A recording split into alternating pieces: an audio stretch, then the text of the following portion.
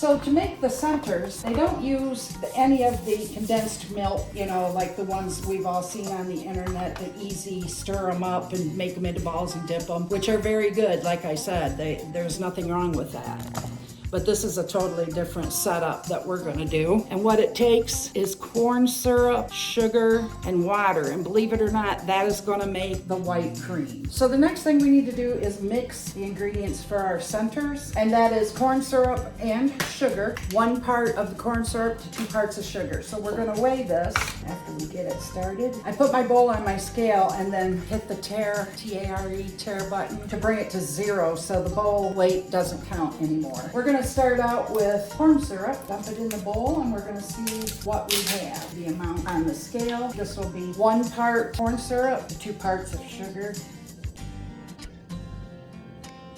2.2 pounds of cornstarch. So we're gonna need 4 pounds of sugar. And hopefully this is 4 pounds, like it says. So we'll see when we dump it in. So 1 part corn syrup, 2 parts sugar.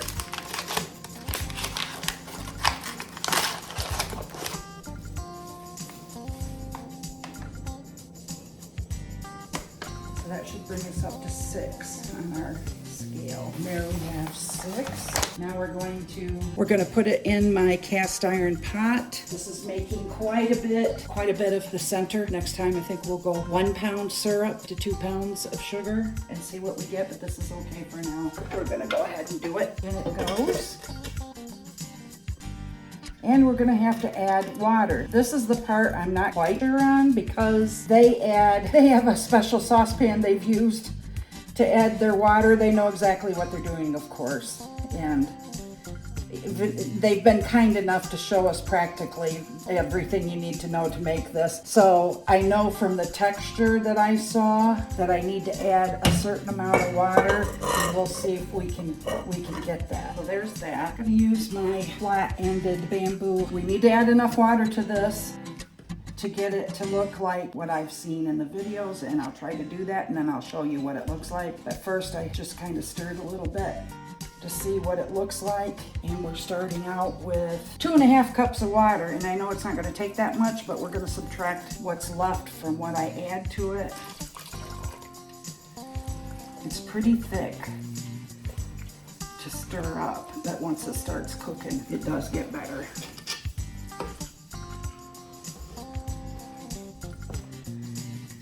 Add a little bit more.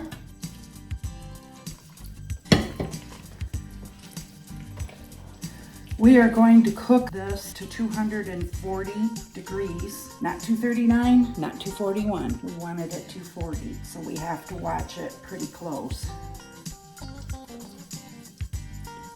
Now to me that looks like enough water for what I just put in this pot of sugar and corn syrup. So let's see what we have left. We have 1 1/4 cups left out of 2.5. So we used 1 1/4 cups of water to get to this point. It's only been on a few minutes. We're gonna check it. It says about 88.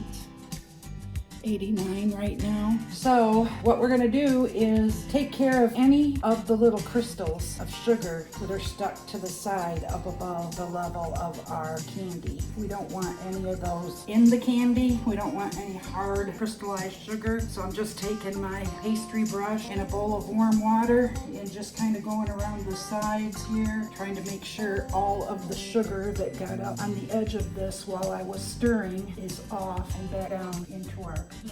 And that's all you have to do with that. And I do suggest that you do it. If you don't have a pastry brush, I don't know, maybe if the pan's not too hot, you can fold up a paper towel and dip it in water and kind of wipe it around without getting into the sugar down below there, maybe. This seems to work pretty good. Clean up that side, and that looks good. So we got the temperature up to 100 degrees so far. We're gonna get it to 240 degrees on a low, medium low setting. We'll see how long that takes. Okay, so I stuck a candy thermometer in. It's a newer candy thermometer, and it is coming up on 230 degrees. When I use this, which may not be calibrated, or it may be my stove, I have 234 here. I move it over to the left side of my pan, I have 204, 208, 214, 212. Down here, I have 197, 198. So it seems to be the hottest back here, and it says 235.9. So we're gonna go by probably the candy thermometer. Now this has been on here this whole time. I have not stirred it. I'm just letting it cook. It's in a very heavy cast iron pan. It's not going to burn on the bottom because I don't have my stove turned up that much. I don't have it on a medium high. I have it on a medium low. I'm looking straight on. We're just a shy bit away from 240. When we get to that point, we're going to take this off the stove or move it over, and we're going to, the next step is going to be to beat it with my KitchenAid mixer. But before we do that, we have to let it cool for about 20 minutes or so. We can't pour it into the pan and beat it when it's super hot. We have to let it cool down a little bit before we put it in there, and then we'll beat it. And remember, I wanted it 240. I don't want to go above it, and I don't want to go a degree below it. I want to go right to 240. Okay, at the hottest point right now, it says it's 238 degrees, and that's pretty much what it is on the candy thermometer too. So now that it's bubbling a little more and moving the liquid around, I don't think we have to worry too much about the cooler spots. This must be something to do with the burner on my stove. I wish I had a gas stove, but I don't. 239 throughout. Good. We don't have any cool spots anymore. If you take it off under 240, it'll be too soft, and when you mold them the next day, when you try to cover them with chocolate, they're not going to hold their shape. And if it goes over 240, it'll just be a little bit more firm. But once you heat it up again after we beat it in the pan, because we heat this twice, then it goes back to what it should be at. So I guess it would be better to be a degree over than under. 240, by the way, is the soft ball stage on your thermometer.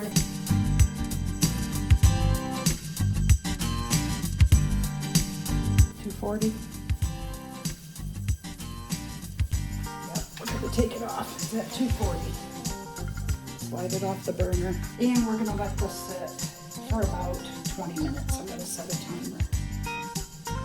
We'll say 25, just to be on the safe side. We're gonna let that stop, cool down now. Then we'll come back and we'll put it in my KitchenAid mixer, and we will beat it with the paddle for about 20 minutes till it turns white like a cream center and gets thick. Okay, 25 minutes has gone by, and I let what we had on the stove cool down that time, and it's at about 190 degrees, so it's cooled down quite a bit. And what I'm gonna do is take this bowl off, set it here, and then pour this into the pan. So I'm gonna have to move this camera back a bit. We can do this without spilling. I'm gonna try to pour it not too quickly so it doesn't splash.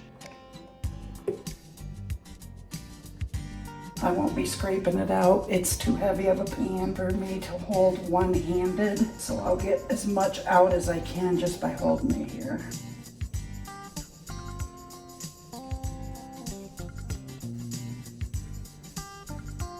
When you tip this into your mixer, be very careful because it's super hot. It's not too much under 200 degrees at the moment.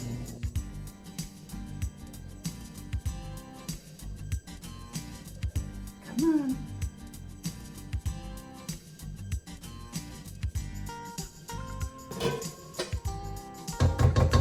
We're good. And then carefully, I'm going to put this metal pan back on to the mixer. I'm going to use the paddle attachment. Bring your board back up here a little better.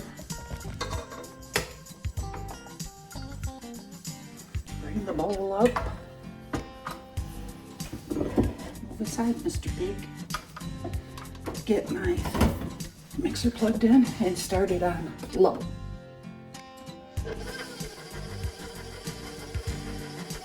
This is going to beat. I'm not going to show you the whole time because I know probably you don't want to hear that noise. This is going to beat for about 20 minutes. It's going to turn white like a cream and get firm. And I'll bring you back when we get to that point. After it goes a little bit, I'm going to turn it up slightly.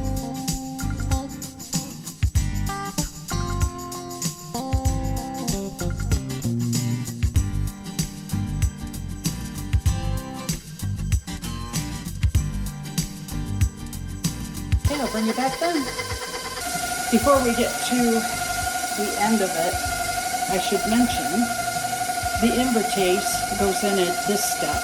This is a additive for the food. Literally 1 drop in this size is all I put in. They hardly put much more than that in their 30-pound batches, so 1 drop is going to do it, and that's in there. And while you're looking, you might as well see that it is turning more opaque. It's been going for about 5 minutes, and it's starting to turn color already. But it'll get close to a white when we're finished. So it's white, but if you can see on the wall of the bowl as the beater goes around, it's not that stiff. It's still soft. So it's not quite done yet. And if I put my hand near the bowl, I can feel the heat still. So this is going to go for another 5 to 10 minutes, I'm guessing. When I see that it's stiff and the cream is not really moving so much, then it'll be done. And I'll bring you back and show you what that looks like. But right now you can see it's still pretty soft like a frosting, and it needs to be a lot more firm than that. Okay, I'm going to turn this mixer back on for a minute, and I want you to pay attention to the consistency of the cream. It shouldn't move and slide around a lot. It should be very stiff. So when I shut this off, you can see it's really thick right now. I shut it off, you can see it's moving, but not that much. And that's what I noticed in the videos. They look for it. They have a cream beater. It's a very big piece of equipment that, of course, none of us are gonna have, but my KitchenAid has done a pretty good job so far of whipping it up together. And I think by looking at it, it's not moving. It's not filling in where it's low. So I'm gonna call this done. At this point, you could take your beater out and you could cover this and leave it overnight and then pick it back up tomorrow. But I'm going to make 1 batch. I'm going to leave half of it here and I'm going to take half of it out and make raspberry cream. So we'll do that next. Okay, so what I want to try and do is I have a high temperature, it can be, the silicone can go up to 500 degrees or whatever. So I'm going to use this. And I'm going to take out some, then I'm going to take enough of this to hopefully fill all of the molds in my cornstarch tray. I'm just guessing, but the first thing we have to do is, you can see how thick that is. It's just super thick. The first thing we have to do is heat this up to 140 degrees over a hot water pan. So like a double boiler, but this is such a big batch. It won't fit in my little double boiler, so I'm going to just put it in this bowl over my pan of water. Then we heat it up to 140 degrees, add our coloring and our flavoring, and then we put it in pancake batter tool that we have, and we will try to fill all of those molds. I'm going to guess just a tiny bit more. I'm not quite sure how much to put in there for the amount of molds that we have, but I'm thinking that looks pretty good. Now this will be covered up and left overnight, and it will be fine tomorrow. We'll just pull out of here what we want to use to make whatever the next flavor is going to be and heat it up like we're going to do this one over the double boiler. We've got a lot of candy there out of this vat. I'll bring you over here to the stove. While we're doing this as a double boiler, you have to remember, you don't want your water boiling. You just want it hot, not even really simmering. So I'm going to turn it down just a tad bit. I'm going to put my bowl in there, and I'm going to have to guess a little bit as to how much flavoring we want to put in here. I'm going to do raspberry tonight. They use a shot glass to put in their flavor, and they know how much they need for the 30-pound batches they make. I don't know what we're going to use, so I'm going to measure it out, and then I'm going to taste it. Get a couple of spoons out because I don't know how much I'll have to work on it. And I'm going to use my raspberry pink gel coloring, get it a raspberry color. And it's not going to take maybe 1 or 2 drops at the very most, probably, of the color. I'm going to get this heated up to 140, and it's going to get runny again. This has to be thin enough that when we put it inside our pancake tool that it'll come out the bottom, not too fast, but it has to come out quick enough. It shouldn't be so thick. 122, 123. You see it go from sugar and corn syrup to a cream. If you wanted to make buttercream, that's a different thing. This is just flavored cream for the center of the candy. Buttercream actually does have butter in it. So if I had maybe double the amount of cream in this bowl, I would put in, first I'd start with a half a stick of butter and melt that in there with this right at this point and at this step, and melt it together and stir it together, and then you've got a buttercream. And I think I will try to do that maybe tomorrow with one of the flavors that I do, but this is just going to be raspberry. Okay, got it at 140. So we're going to take that off, and here's where we'll figure out how much flavor over this water. I don't want it to spill and be too much. I'm going to go with a half a teaspoon. I smell it. It smells good. Let's see what we got. That's actually pretty good, but I think it could use a little more. Maybe a quarter teaspoon for a total of 3/4. A clean spoon. All right, we're gonna go for the other quarter, making it a total of 1 teaspoon.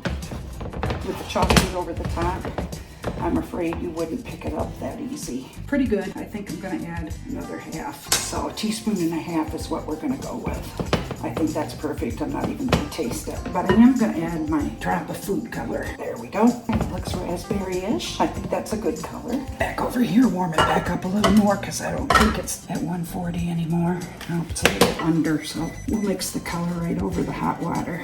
Now it's time to load up and go over and put it in our molds and hope this works. I hope this is the right consistency. I'm gonna get out a gravy spoon.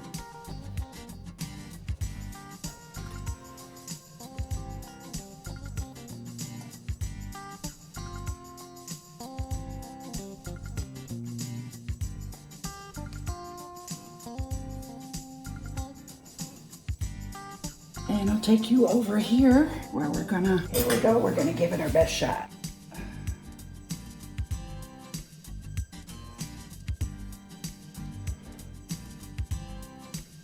This is a little different than theirs. You have to pump it up and down to get it to come out of this. It doesn't just flow out when you lift up, so, which that's okay, that's fine. It just takes a little longer, I'm sure.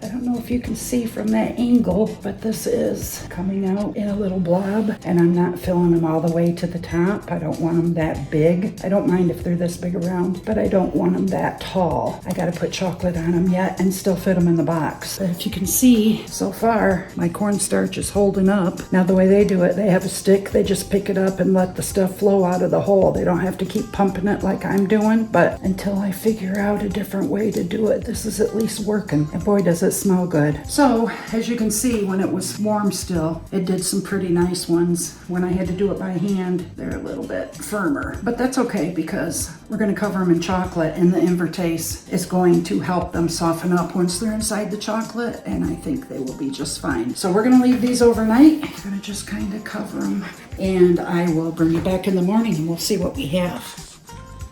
Okay, so the next day, when I took the raspberry creams out of the cornstarch, you missed it because for some reason I had it on video, I thought, and actually had it on photo. So that's okay though, because we made more creams. I also missed getting the creams that I made, which were the chocolate creams, but these were made with the same cream recipe as we used for the raspberry, but we made these into chocolate buttercreams. So I took the cream, heated it until it was thin and pourable again. Then I added, I'd say probably not quite a cup for what I had of the chocolate liqueur. And I had of the cream, the original cream base, I had just about maybe a cup more than what I use to make the raspberry cream. So with that amount of cream, once I got it down to where it was thinning down and heating up to about 140 degrees, I added in the chips from the chocolate liqueur bag, and that's the chocolate that's pure chocolate cocoa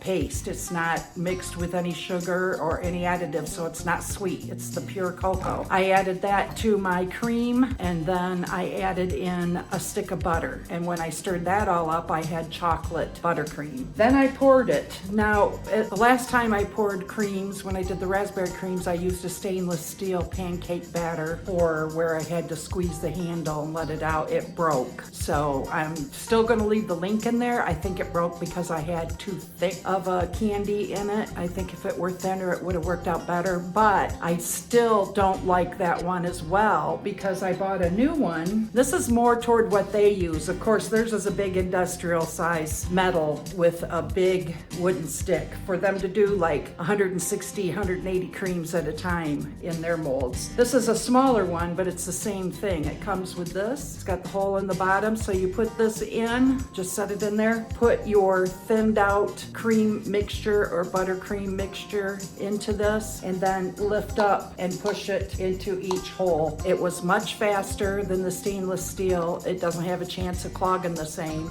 as that because it had a smaller hole on the other one. And this comes out separately totally from the funnel. It's not all hooked together like the other one was. I couldn't even put the bottom back on it because of the way that it's set up. So this is also going to have a link to it, and this is my favorite. So far I've used them both. This is my absolute favorite. So here I'll show you the buttercreams of the chocolate that we have now. And here is in the back, if you can see it, is all of my little bits of raspberry creams. And you can see they're still, I took them out yesterday.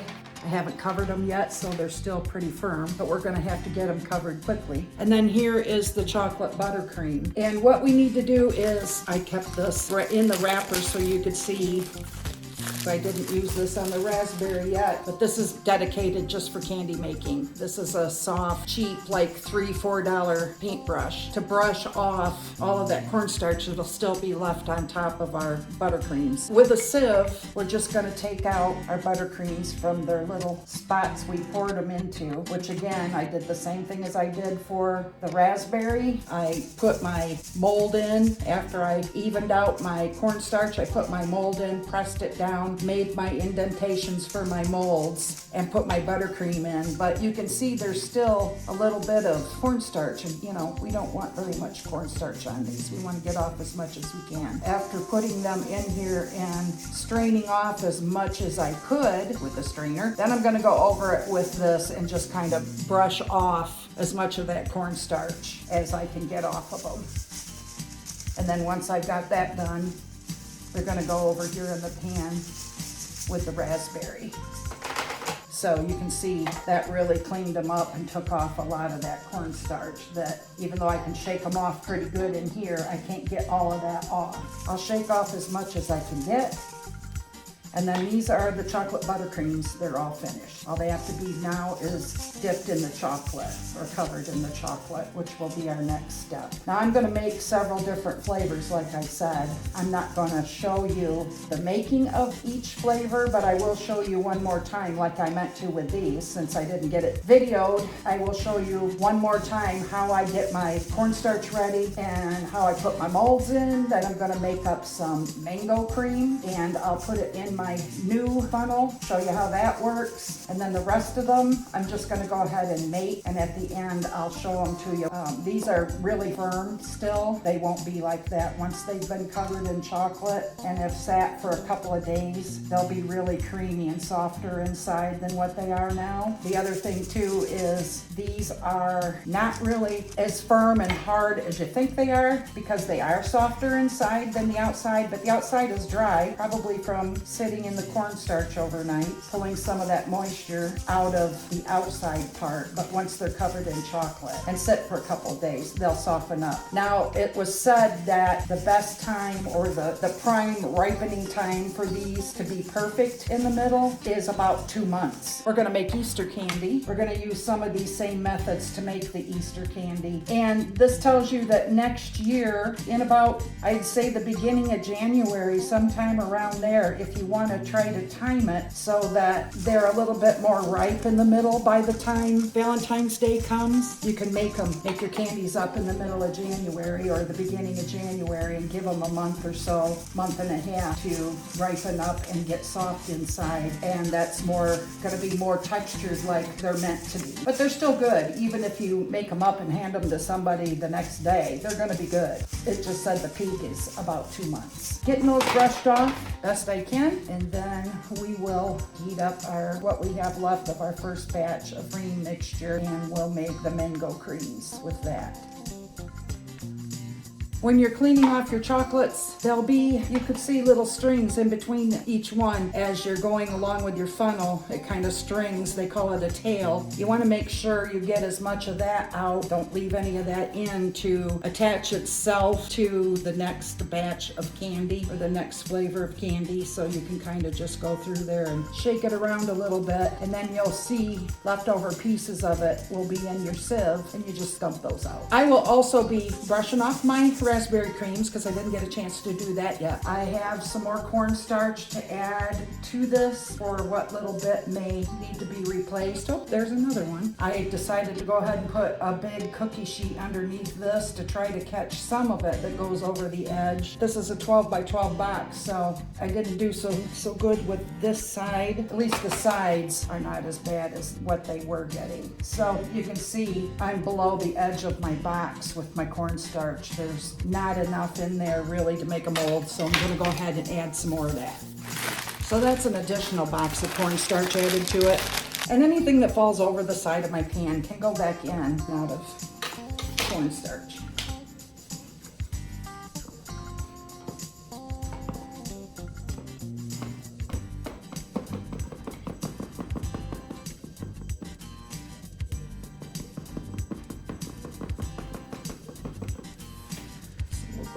Start going this way.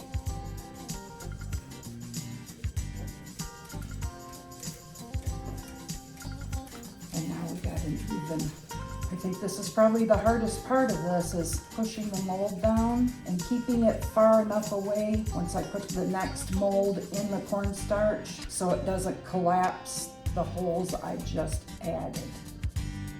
And they don't have to be perfectly round. My family is not gonna care about that. They'll just be happy to get the chocolates and enjoy those. So don't worry if they get misshapen just a little bit. Just try your best to keep them as round as you can by not getting them too close to the ones you just did so it doesn't collapse them.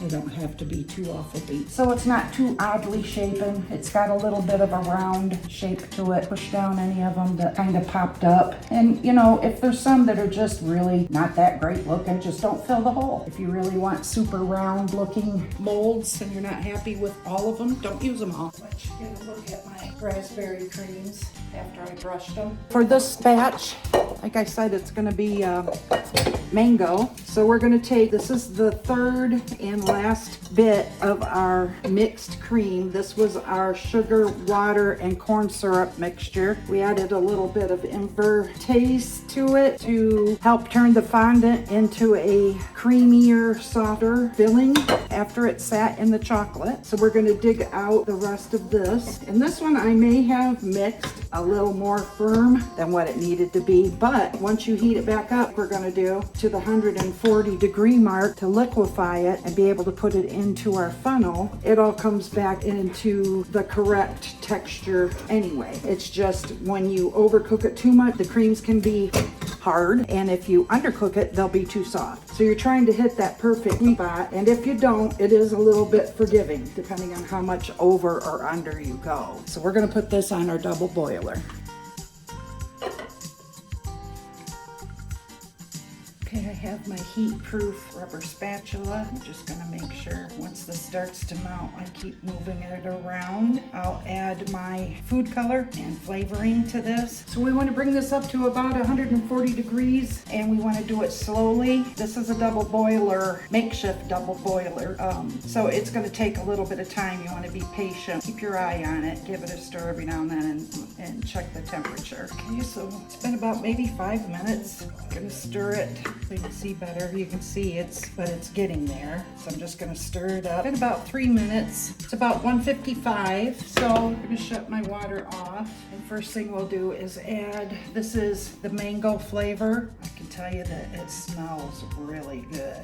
And I'm starting out with 6 drops, but it's pretty good. I'm gonna maybe give it a couple more drops, I think. It tastes good and it smells good, and it's getting a little yellow looking. So I'm gonna add just a little bit of orange to it, not too much. If I add just a little orange, I can get my mango color, and then when I get ready to do my orange, I'll add a little more so we can tell the difference between mango and orange.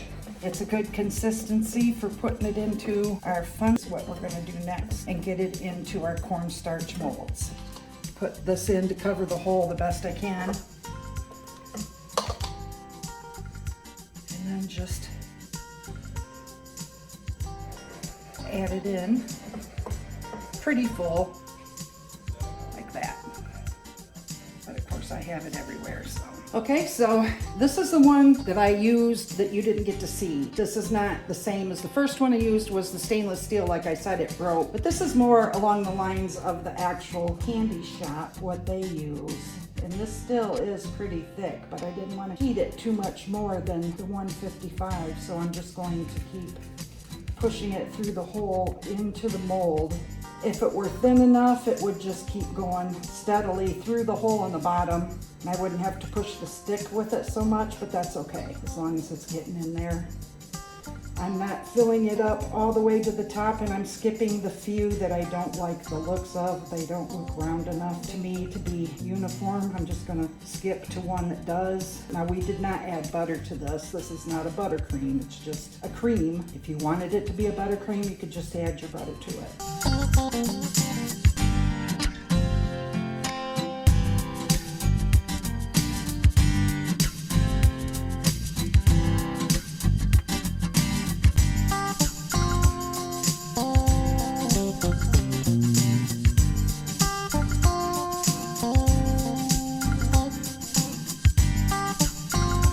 About halfway or a little more.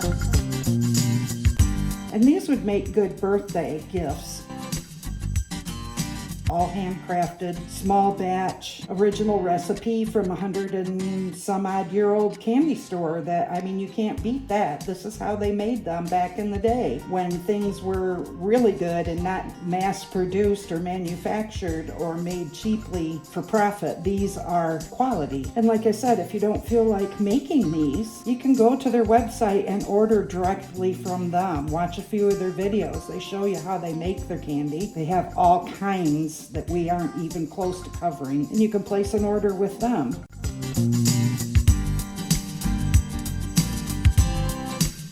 Okay, so that's what we have of our mango creams. I'm just going to cover my box. So I'll see you here tomorrow.